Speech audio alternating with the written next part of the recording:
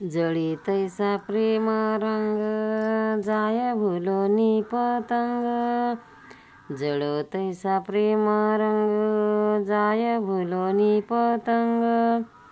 सासूसाठी रडे सून भाव अंतरीचा भिन्न। सासूसाठी रडे सून भाव अंतरीचा भिन्न।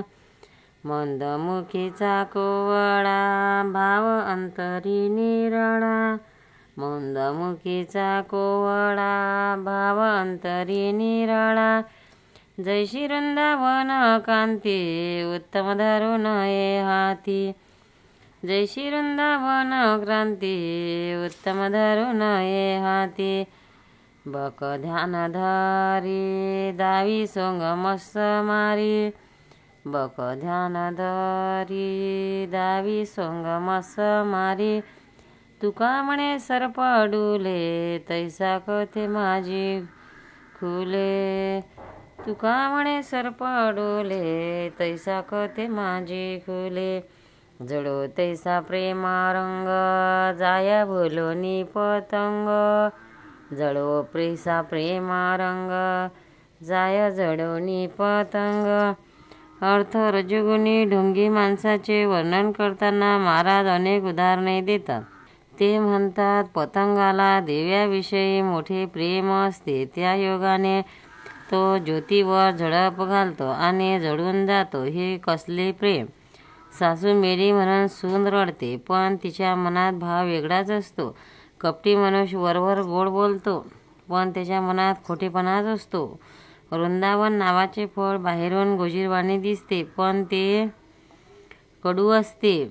नदीच्या तीरावर बगळा ध्यानस्थ बसलेला दिसतो, पण तो काही सज्जन नसतो। मासे पकडणे हाच त्याचा हेतू असतो।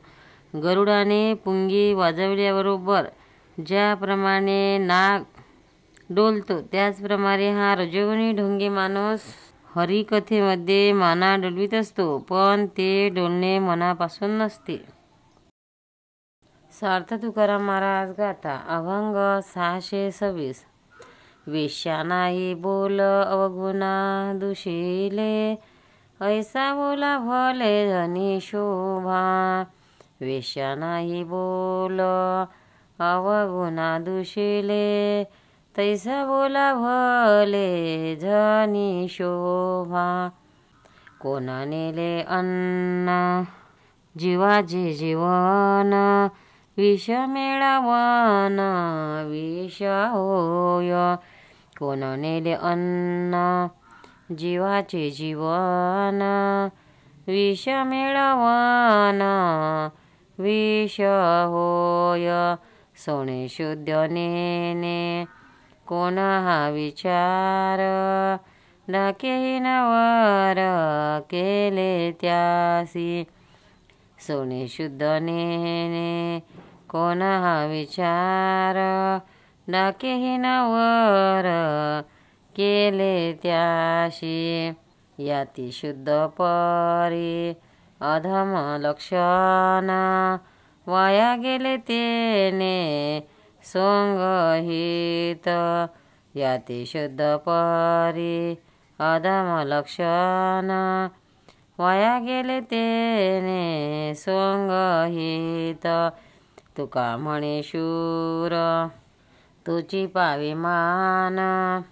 आणि कमंडन भारवाही। तुका म्हणे शूर तुची पावे मान। आणि कमंडन भाववाही।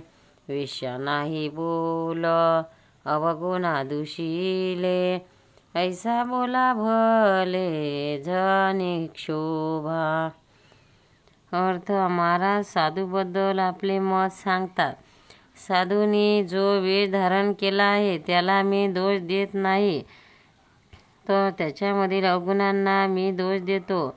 लोक हो, माझ्या बोलण्याचा राग मानू नका। अन्न हे काही जीवाचे जीवन आहे असे कोण जाणत नाही, पण त्यात विष मिळवले तर तेच अन्न मारक होईल। सोने शुद्ध असते, पण सराफाने त्याला इतर धातूचा डाग लावला तर ते हीन ठरते।